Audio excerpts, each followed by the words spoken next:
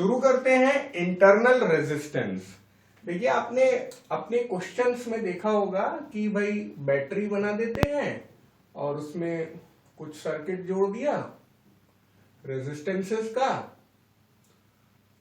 और उसके बाद बैटरी के जस्ट बगल में एक और छोटा सा रेजिस्टेंस बना देते हैं, या ये कर देते हैं कि यहां छोटा रेजिस्टेंस नहीं बनाते हैं, बैटरी को लिखते हैं 5 वोल्ट और 2 ओम। ऐसा भी लिखा मिल सकता है आपको और ऐसा भी लिखा मिल सकता है। यही चीज होती है इंटरनल रेजिस्टेंस, यानी कि resistance with in the battery. ठीक है, इंटरनल रेजिस्टेंस क्या है? Resistance with in the battery. और ये होना सही भी है, मतलब नेचुरल है, क्योंकि रेजिस्टेंस क्या है? करंट फ्लो को रोकता है, और बैटरी के अंदर भी क्या है? इलेक्ट्रोलाइट भरा हुआ है, तो इलेक्ट्रोलाइट भी करंट के मूवमेंट को थोड़ा बहुत रुकावट तो पैदा करता होगा। उसी को हम लोग बोलते हैं इंटरनल रेजिस्टेंस।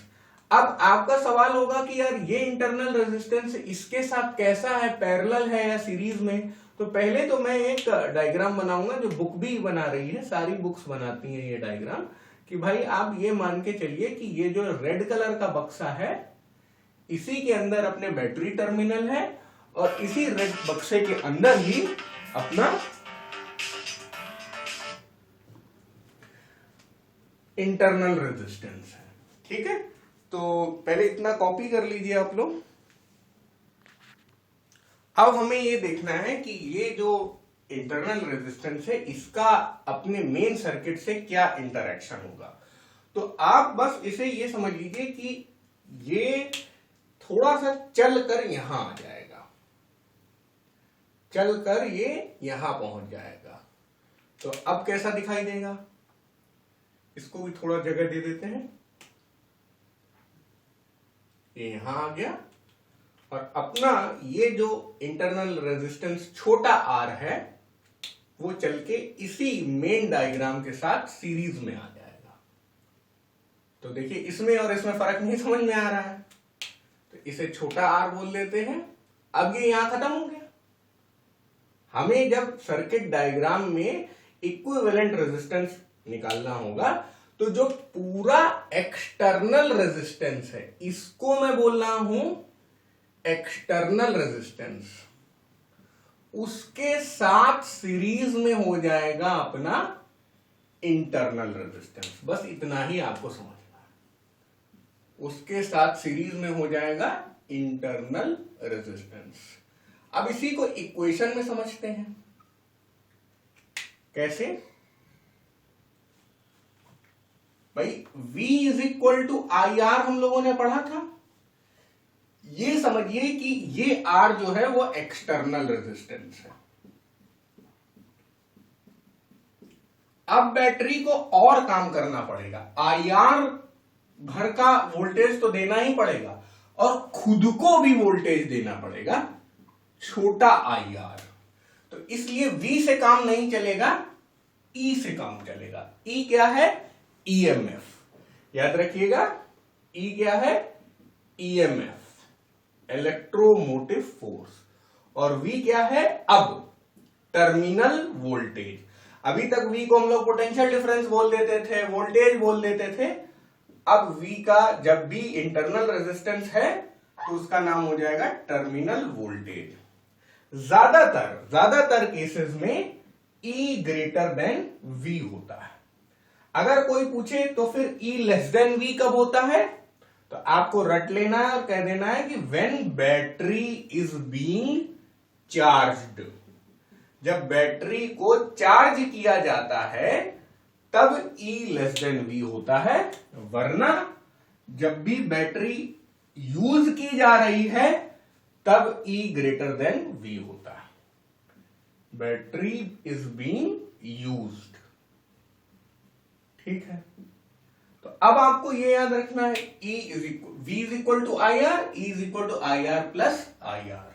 और देखो, एक तो ये फॉर्मूला हो गया। कोई भाई ये भी कह सकता है कि चलो E is equal to I common ले लो, R प्लस R, ये थोड़ा ज्यादा अच्छा लग रहा है देखने में। एक ये फॉर्मूला हो गया। एक ये फॉर्मूला पहले से ही था। और मैं बताता हूं, जैसे मान लीजिए आप इस IR की जगह ये V डाल लीजिए, तब क्या होगा, E is equal to V plus छोटा IR, है ना। तो E minus V is equal to IR, ये भी काफी जगह आपको यूज करने को मिलेगा। तो आप बस यही याद रखिए कि V is equal to IR होता है और E is equal to IR plus छोटा R होता है। और क्लियरली दिख रहा है कि E जो है वो बड़ा है और V छोटा है। यही है पूरा कॉन्सेप्ट इंटरनल रेजिस्टेंस का। एक छोटी सी बात और बताना चाहूंगा, कई बार आपको दिखाई देगा कि सर्किट में एमीटर लगा हुआ है और एमीटर भी 3 ओम के साथ बैठा है। तो इसका मतलब क्या है, एमीटर में भी इंटरनल रेजिस्टेंस है। कभी ऐसा हो सकता है वोल्टमीटर में इंटरनल रेजिस्टेंस दिखा रहा हो, लेकिन वोल्टमीटर का आपको ज्यादातर देखने को नहीं मिलेगा। अगर कोई पूछे कि आइडियल वोल्टमीटर का इंटरनल रेजिस्टेंस क्या होता है, तो आप इनफाइनाइट लिख के आइए। अगर कोई पूछे कि आइडियल एमीटर का रेजिस्टेंस कितना होता है, तो आप 0 लिख के आइए। जब तक आप 10th क्लास में हैं, आप इतना ही रट लीजिए। जब आप 12th में जाएंगे तो इसका कॉन्सेप्ट आपको और अच्छे से समझ में आएगा, मैं ही आपको सिखाऊंगा। थोड़ा सा सेल को भी समझ लेते हैं। पहली बार जब एक भी H2SO4 का मॉलिक्यूल नहीं टूटा है, हमने बैटरी को जस्ट कनेक्ट ही किया है, उस स्थिति में बच्चों कॉपर भी न्यूट्रल होता है और जिंक भी न्यूट्रल होता है। याद रखिएगा, हम लोगों ने हमेशा पढ़ा है कि जो सेल की केमिकल एनर्जी है वो ही बाद में इलेक्ट्रिकल एनर्जी में चेंज होती है, ये हमेशा पढ़ा है हम लोगों ने। तो अब जब पहला मॉलिक्यूल H2SO4 का टूटा तो ये 2H प्लस हुआ, ये SO4 2 माइनस हुआ, तो 2H प्लस चला जाता है इस पे, सुनते जाना, और इसे पॉजिटिव बना देता है। SO4 2 माइनस चला जाता है इस पे और इसे नेगेटिव बना देता है। बार बार ये होता है कि H प्लस यहां डिपॉजिट होते जाते हैं और SO4 2 माइनस यहां डिपॉजिट होते जाते हैं, तो यहां पे प्लस चार्ज आने लगता है और यहां पे माइनस चार्ज आने लगता है। और यही कारण होता है पोटेंशियल डिफरेंस का, जिसे हम लोग EMF कहते हैं। तो ये मत सोचिएगा कि H प्लस और SO4 माइनस का काम इन्हें न्यूट्रलाइज करना है। नो, H प्लस और SO4 2 माइनस का काम इन्हें पॉजिटिव और नेगेटिव चार्ज इंपार्ट करना है। मैं आपकी सेलिना की लाइन पढ़कर आपको सुनाता हूं। Electrolyte H2SO4 in water dissociates into positive H plus and negative ion SO4 2 minus. These ions move towards the electrodes. The negative ion SO4 2 minus imparts electrons to the Zn electrode. और आगे positive ions H plus gain electrons from the copper. मतलब कि ये इधर चले जाएंगे तो इससे इलेक्ट्रॉन ये छीन लेंगे और खुद न्यूट्रलाइज होंगे, लेकिन इसे पॉजिटिव चार्ज इंपार्ट करते रहेंगे। उसी तरह SO4 2 माइनस के बाद खुद एक्सेस ऑफ इलेक्ट्रॉन्स हैं, तो ये Zn पे पास चला जाएगा और इसे अपने एक्स्ट्रा इलेक्ट्रॉन्स पकड़ा देगा और खुद न्यूट्रलाइज हो जाएगा। आ रही है बात समझ में? इसीलिए जब सेल पुराना होता चला जाता है तो पूरा H2SO4 का हर एक मॉलिक्यूल जो है वो डिसोसिएट हो जाता है, मतलब मैक्सिमम डिसोसिएट हो जाते हैं और फिर बैटरी हमारी बेकार हो जाती है। तो ये बात याद रखिएगा कि यहां पे H2SO4 is the electrolyte and it has chemical energy in itself and that chemical energy is responsible for the development of EMF। आ गई बात समझ में?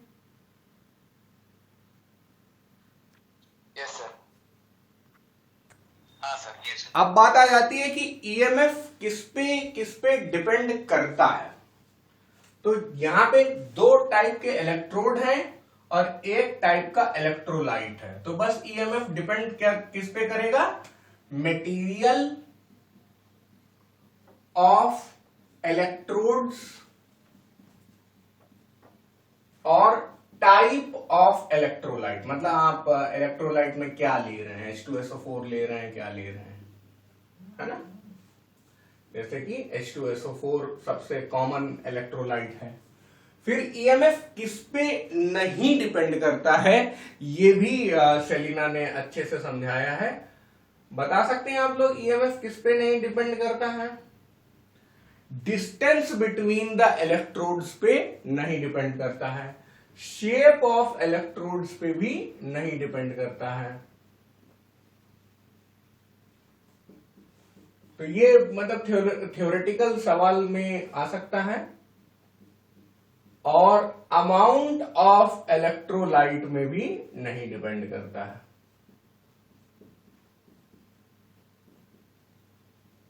ठीक है। अब आप लोग कहेंगे नहीं सर, हमने तो देखा है कि कुछ बैटरी छोटी होती है, कुछ बैटरी बड़ी होती है, तो अमाउंट ऑफ इलेक्ट्रोलाइट इसका मतलब मैटर करता होगा, नहीं तो सब कोई छोटी बैटरी लगा ले, बड़ी बैटरी क्यों ना लगाए।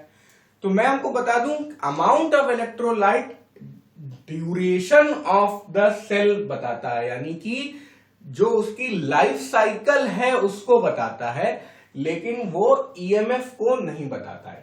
आप 12 वोल्ट की इतनी छोटी बैटरी भी बना सकते हैं, 12 वोल्ट की इतनी बड़ी बैटरी भी बना सकते हैं। जो बड़ी बैटरी 12 वोल्ट की इतनी होगी वो ज्यादा दिन तक चलेगी, बस ये होता है। क्योंकि आप सही बात है, मैंने क्या बोला था कि जब तक सारे आयंस ब्रेकआउट नहीं हो जाते, सारे आयंस डिसोसिएट नहीं हो जाते, तब तक हमारा जो सेल है वो फंक्शन करता रहता है।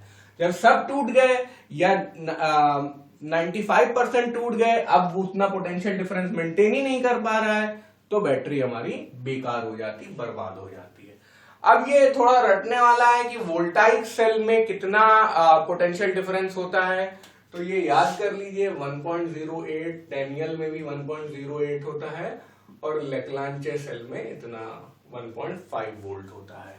ठीक है, तो ये आपकी बुक में लिखा हुआ है, इसलिए मैंने भी यहाँ पे लिख लिया। 1 मार्क का क्वेश्चन आ सकता है। सरकारी एग्जाम में ये चीज बहुत ज्यादा पूछी जाती है, इसलिए मैंने अलग से मेंशन किया। अब डेफिनेशन आ रही है दो चीजों की। When no current is drawn from the cell, the potential difference between terminals of battery, या सेल बोल सकते हैं, यहाँ सेल बोल रहे हैं तो यहाँ भी सेल बोले, या यहाँ पे बैटरी बोल देते हैं। मैं बैटरी बोलना पसंद करता हूं क्योंकि चश्मा लगाने वालों को बैटरी बोला जाता है झारखंड बिहार में। ठीक है, ये डबल बैटरी नहीं बोलते चश्मा लगाने वालों को।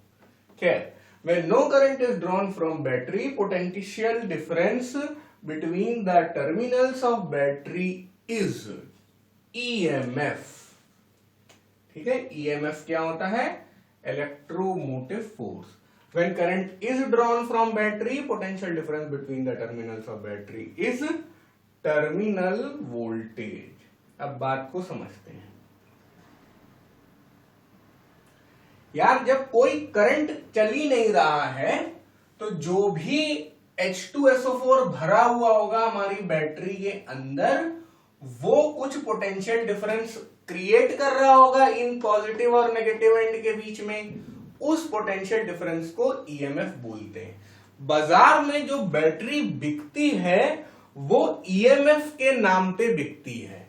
मैंने क्या बताया था कि EMF is always greater than voltage unless and until the battery is being charged। तो हर समय तो बैटरी चार्ज की नहीं जाती, बैटरी तो बहुत कम चार्ज की जाती, ज्यादातर बैटरी डिस्चार्ज ही की जाती है, यूज की जाती है। कुछ नॉन रिचार्जेबल बैटरी होती है, बल्कि मार्केट में नॉन रिचार्जेबल बैटरी ज्यादा बिकती हैं, रिचार्जेबल बैटरी बहुत कम बिकती हैं। इसलिए ये मान के चलिए कि इन जनरल आप बोल सकते हैं कि EMF is greater than terminal voltage.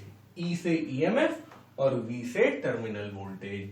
तो ऐसी स्थिति में ईएमएफ होता है मान लीजिए 12 वोल्ट और टर्मिनल वोल्टेज मिलता है हमें 10 वोल्ट ही। तो 2 वोल्ट कहां गया? 2 वोल्ट बर्बाद कर दिया किसने? इंटरनल रेजिस्टेंस में ये होता है।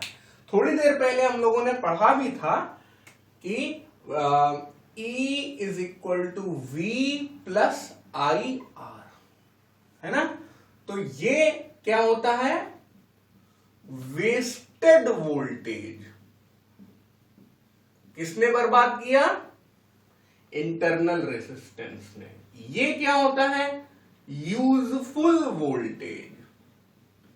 ये यूजफुल वोल्टेज आपको कहां मिलता है, जो भी अप्लायंस आप इससे कनेक्ट करते हैं। मान लीजिए बल्ब लगा दिया यहां पे, तो ये वोल्टेज होता है यूजफुल वोल्टेज, वही है टर्मिनल वोल्टेज जब करंट पास हो रहा है। भाई जब करंट पास करेंगे, बैटरी को ऑन करेंगे, स्विच को ऑन करेंगे, तभी तो हमारी बैटरी कुछ काम करेगी, तभी तो यूजफुलनेस की बात आएगी।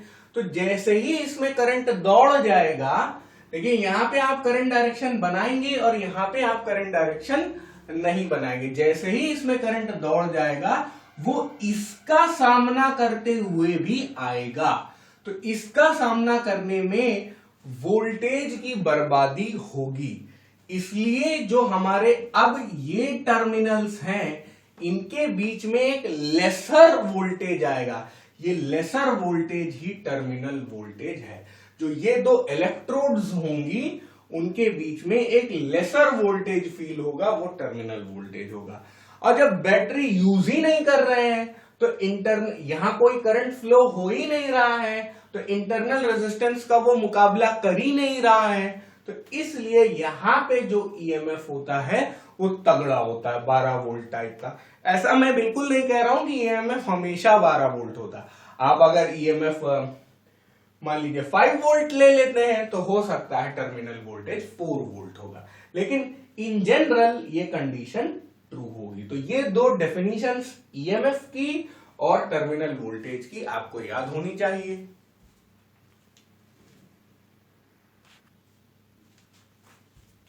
तो करंट नहीं चल रहा है, तो इनके बीच में टर्मिनल वोल्टेज है ईएमएफ। ई मतलब इनके इन इलेक्ट्रोड्स के बीच में पोटेंशियल डिफरेंस है ईएमएफ, और करंट चल रहा है तो इन इलेक्ट्रोड्स के बीच में पोटेंशियल डिफरेंस है वी, और वो वी हम लोग यहां भी दर्शा सकते हैं।